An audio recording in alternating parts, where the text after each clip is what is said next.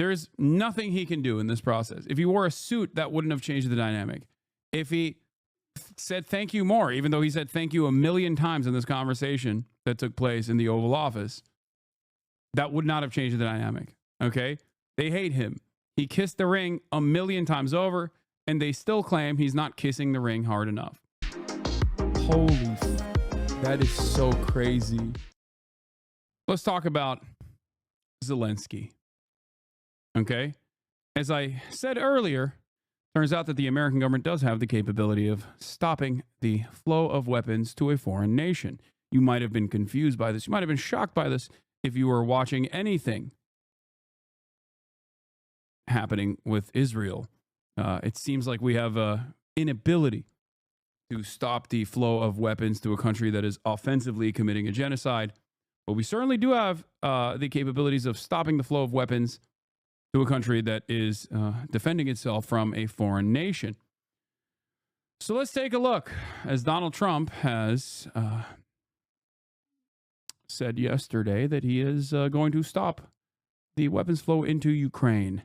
Here is the Ukrainian President Volodymyr Zelensky saying what Ukraine will do next without U.S. aid.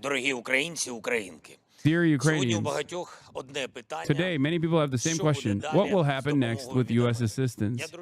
I've instructed Ukraine's Minister of Defense, the heads of our intelligence agencies, and our diplomats to contact their counterparts in the United States. Are you going to stay on until the State of the Union tonight? It's at 6 p.m. So yes, the answer is yes. I will be live and alive during the State of the Union. It's not an official State of the Union, by the way.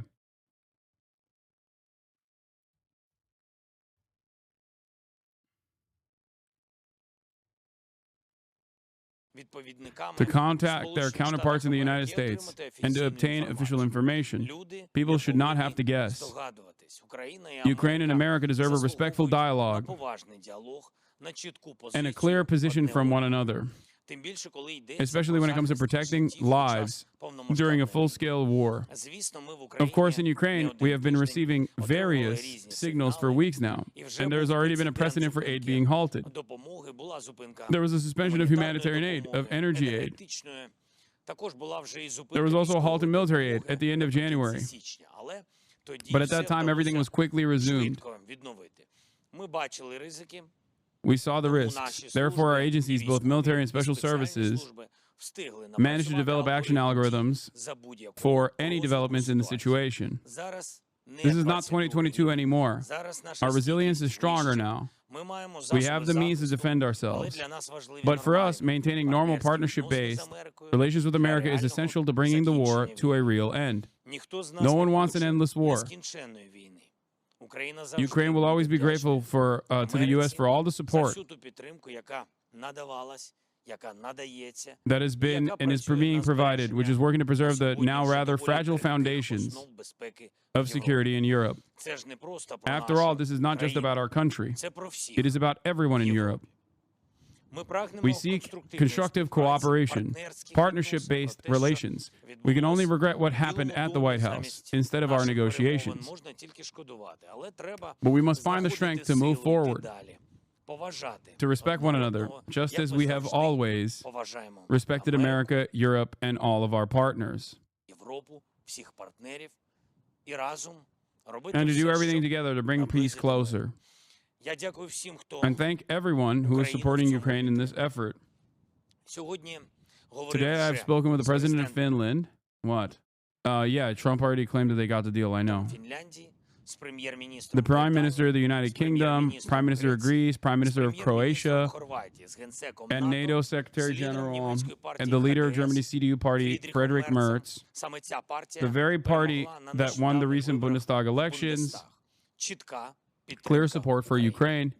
Thank you. About significant funds. And then he just talks about Ukraine deserves respect. Here. He says that there's consultations. Ukrainians deserve peace. Ukrainians deserve respect. Their positions or demands regarding Ukraine. We know... Okay, here.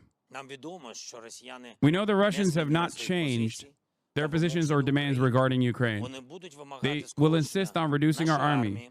They will seek a legal renunciation of our territories, as well as a significant political deformation of Ukraine with a weakening of the Ukrainian constitution. Okay, I can't read the rest of that. So, is it possible for Trump to leave NATO? Liberals I know seem to believe not. I don't think so either, but who knows, man? He is pretty spicy. Why am I seeing some of my leftist friends talking about how the peace talks are actually good and that everyone against them are warmongers? I mean, peace talks are actually good. I am one of those leftists as well. I think that peace talks are good. I've been an advocate for peace talks and an advocate to bring Vladimir Putin to the table. The problem with Donald Trump is that he's bringing Vladimir Putin to the table in the worst possible ways while undermining Ukraine and the Ukrainian position. Ukraine has understandable demands in this negotiations process. Okay?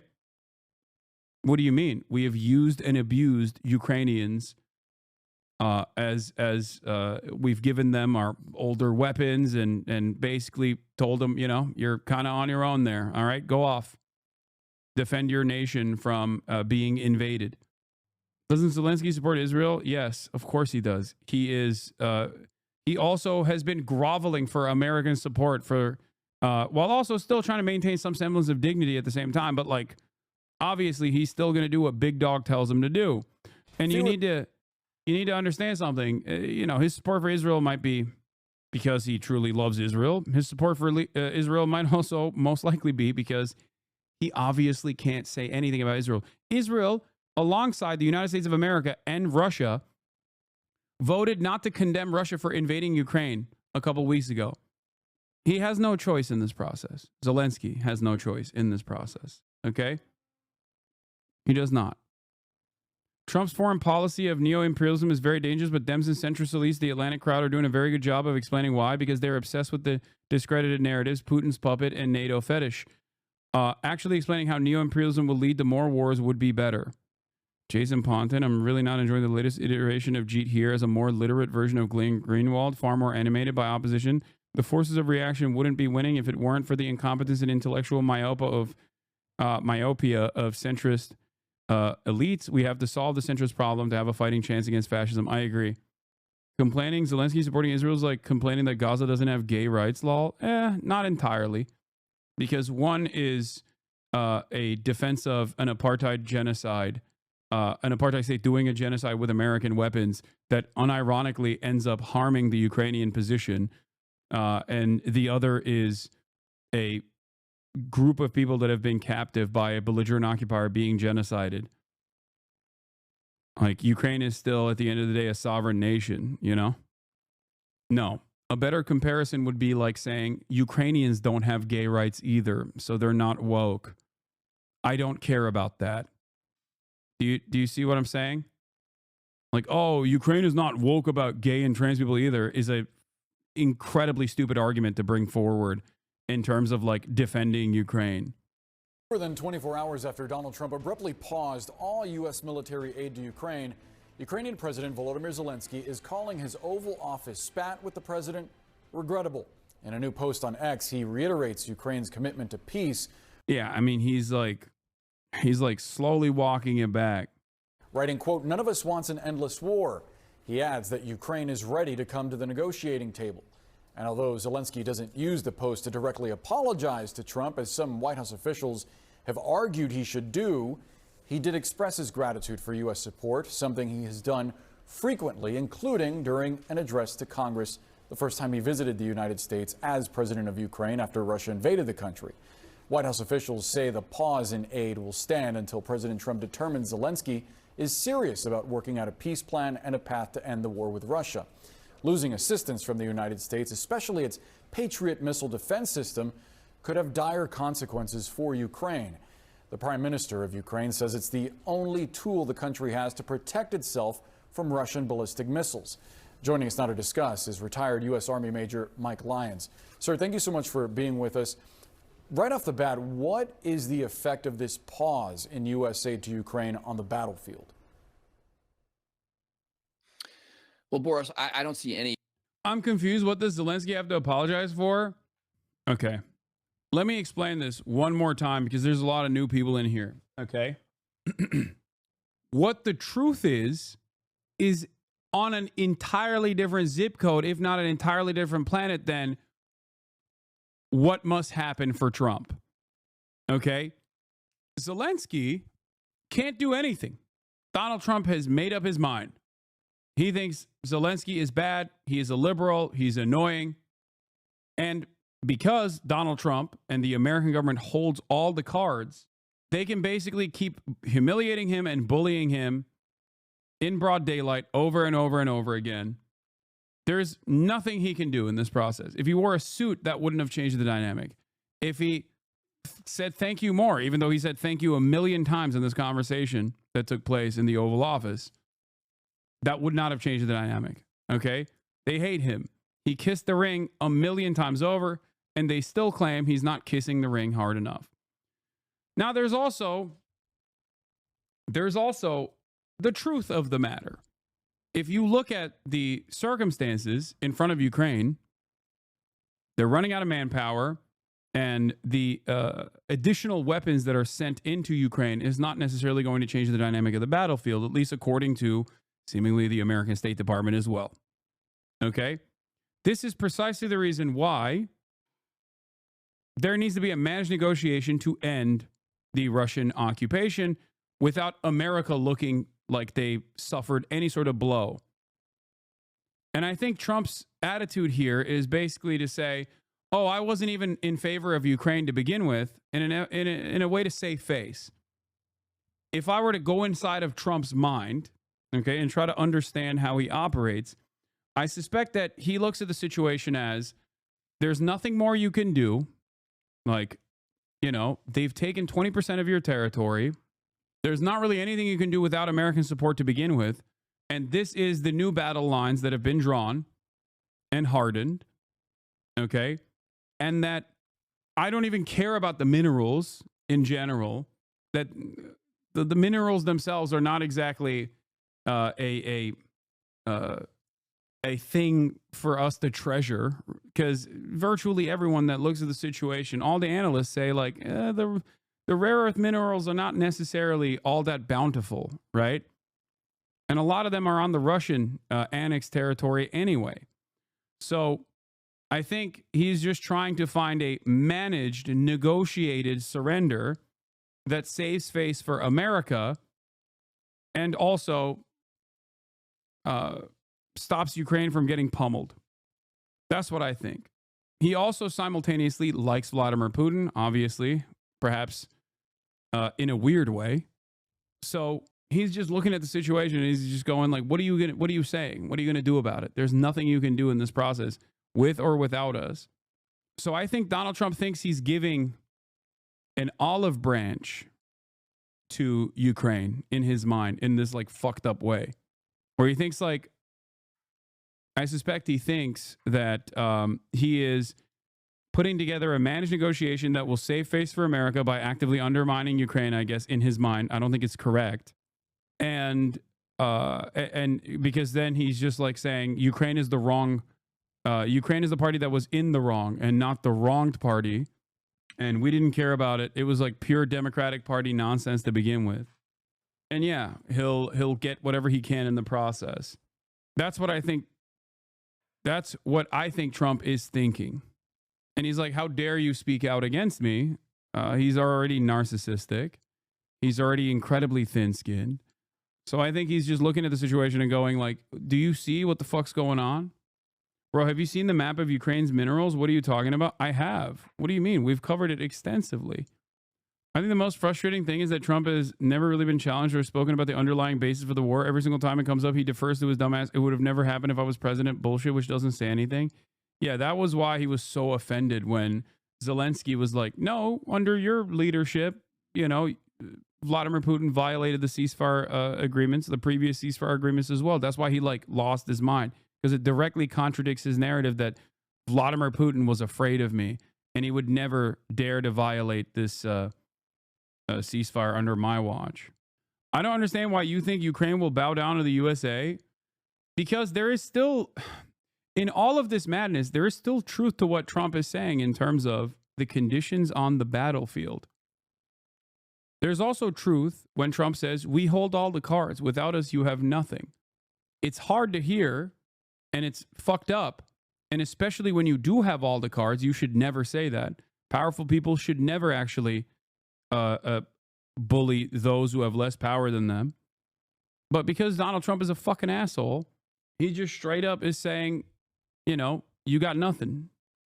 MAGA Hasan? No, this is not MAGA at all. It is not MAGA to recognize that Ukraine's current issue is not just weapons.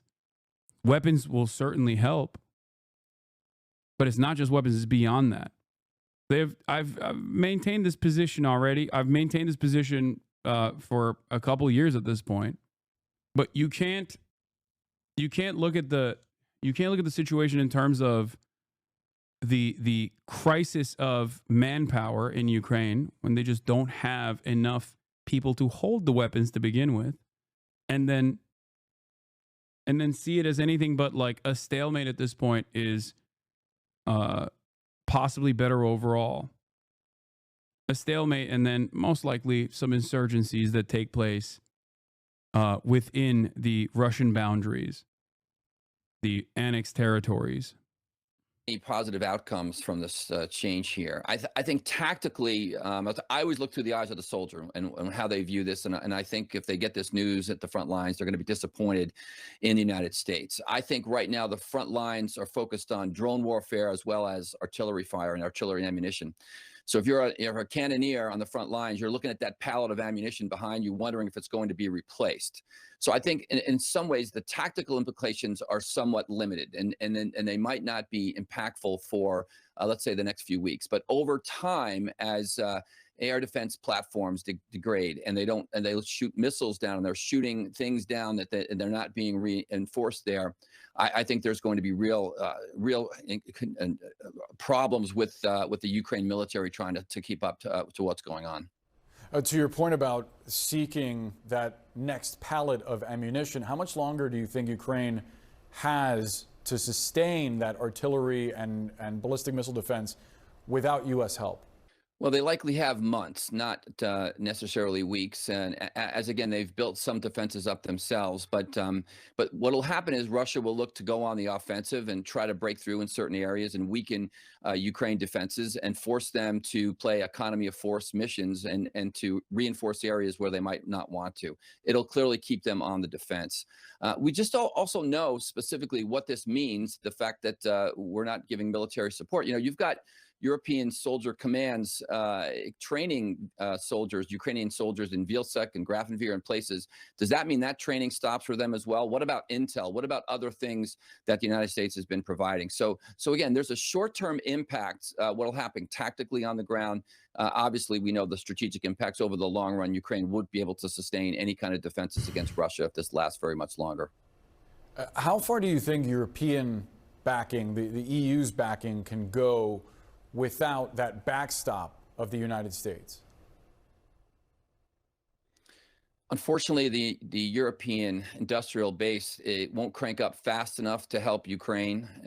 It's going to take a year or so in order for some of the more advanced European defense contractors to provide any kind of material that will help Ukraine. The United States has the war footing right now with the amount of artillery ammunition that we're supplying with them. It's increased over the past few years, and Europe won't be able to backstop that. So that's where there's a race against time right now. The United States needs to continue to support Ukraine, at least right now for these negotiations. Look, Donald Trump doesn't know whether Russia wants to stop. He knows he wants Ukraine to stop. He knows he wants the war to stop. But we don't know whether he knows Russia wants to stop. And I think this mineral deal will help put in implied security assurances for Ukraine. But the question is going to be, what are Russian demands in order for Ukraine to stop? They might. I'm not kidding when I say this, but I do see one way out of this for Ukraine, and that is using the mad dog. Using the mad dog of the West. The only country that is in NATO that is actually directly engaged in active conflict with not one but two other NATO nations, the country that happens to have the second largest standing military. I'm serious when I say this. I mean, this would make up for the manpower issue that Ukraine has. It would obviously continue the war, but I'm not kidding when I say this. It would be the only country. It would be the only country that NATO Article 5 would not be put forth like instantly. I mean, this is insane. This is insane, of course. It's just not going to happen, but I don't even know. I don't even know at this point. Might be too much, and perhaps this will cause this administration to turn around and send more military aid to Ukraine as the Russians still have a voice as to whether or not this conflict will end as well. Historic enemies, by the way. Russia and Turkey. Historic enemies, just saying. Major Mike Lyons, appreciate your point of view. Thanks for joining us. And back to our top story this hour, Donald Trump's suspension. Turkey buying air defense systems from Russia. I know, dog. You know what else Turkey did, though? Destroyed Russia's, destroyed any sort of Russian interference or control it had over the Middle East. Like, that literally happened in the past couple of months. Did you guys not pay attention to that? Look at Syria. Stop trolling. Turkey ain't sending any of their own troops. Yeah, no, I don't think that that's going to happen. I'm memeing. Of all U.S. military aid to Ukraine. That includes critical ammunition, advanced weapons. I mean, Turkey has been backing Ukraine. Turkey always plays both sides, dog. What do you mean? Turkey has never not played both sides. Think about one of the most significant aspects of Ukrainian defense, the Bayraktar. That's a Turkish drone. You know? Military vehicles. Most significantly, it also includes Patriot air defense missiles. Those U.S.-provided weapons have been a game changer, really, for Ukraine, allowing it to protect its skies from Russian attacks. Now, Kyiv is saying it could run out of them just in a matter of weeks. Europe is scrambling to adjust to this new reality. The EU is pledging a new $150 billion loans program to help countries in the bloc boost the defense spending and increase their support for Ukraine. And it comes as the Trump administration is trying to get Kyiv to sign a rare minerals deal with the US and a peace deal with Russia. Just take a listen to US Vice President J.D. Vance speaking on Fox News. If you want real security guarantees, if you want to actually ensure that Vladimir Putin does not invade Ukraine again, the very best security guarantee is to give Americans economic upside in the future of Ukraine. That is a way better security guarantee than 20,000 troops from some random country that hasn't fought a war in 30 or 40 years. Why does Turkey want Ukraine into NATO? I don't think Turkey wants. I don't think Turkey wants Ukraine in NATO. Maybe they do. Maybe I'm completely oblivious to this. But I mean, I think Turkey. I mean, Turkey's wishes are inconsequential. What matters is probably countries like France and Germany. Well, CNN's Claire Sebastian takes a look now at the role the U.S. or even the United States of America. Like the U.S. likes Ukraine not in NATO as well. That way they can use Ukraine as a way to strike at Russia without ever facing repercussions from Russia. Like, please, if your starting position on this is that NATO is a defensive pact, you're never going to understand the motivations behind why America is doing things the way that they're doing them. Okay? Trump doesn't want that, though. No, the American State Department has never been like, we are legitimately considering it. They've only dangled it because they have Kurdified the Ukrainian nation state. Okay? That's it. Have played in Ukraine's war effort and whether Kyiv and Europe can make up the shortfall. Have a look at this. A U.S. long-range ATACMS missile in action in Ukraine, just one of the highly sophisticated U.S. weapons arguably keeping Ukraine in this fight, now in doubt. Well, it's clear that the U.S. has become an indispensable player in Ukraine's defense. Ukraine's President Volodymyr Zelensky estimated in January that the U.S. alone provides about 40%, you can see it there on the red section, of Ukraine's annual weapons requirements. Europe takes about 30%, but Ukraine has also ramped up production, up here in orange, ready to supply, the president says, around a third of its own needs. Well, that's up compared to 10%, Zelensky says, at the start of the war. So you can see the growth there. And if you take a look at this chart, you can see Ukraine has had to grapple with unpredictable US supplies before. This shows total donations from the US versus Europe, the US there in red. It's compiled by the Kiel Institute for the World Economy. And it's clear that the US started to lag significantly in the second half of 2023. That was when military aid stalled in Congress. It then picked up again towards the end of 2024 as the Biden administration rushed to use up all of the congressionally approved funds. This is not just about quantity. It's clear that it's the high-tech US weapons that have given Ukraine really the ability to fight back, from the HIMARS missiles launchers that started arriving in June of 2022, allowing Ukraine to hit behind Russian lines, to then the Patriot air defense systems approved in December of that year. Still, Ukraine says, the only system that can stop Russian ballistic missiles. This now the biggest area of concern for Ukraine as Russia ramps up air attacks. And then, of course, the attack of... Nice way of getting banned, RIP Bozo. I don't know if you know this, chatter, but I'm live right now. You're in the chat of a streamer who is currently live, which means that I'm no longer... I'm not banned anymore. longer-range missiles, first used in October of 2023 and last November, authorized by the Biden administration for use on Russian soil. Now, if we look at the frontline map, you can see where we are now. Shortages won't be immediate, but without a deal to reverse this decision, this already fragile front line could be in serious jeopardy. Claire Sebastian, CNN, London. God damn, dude. Holy shit.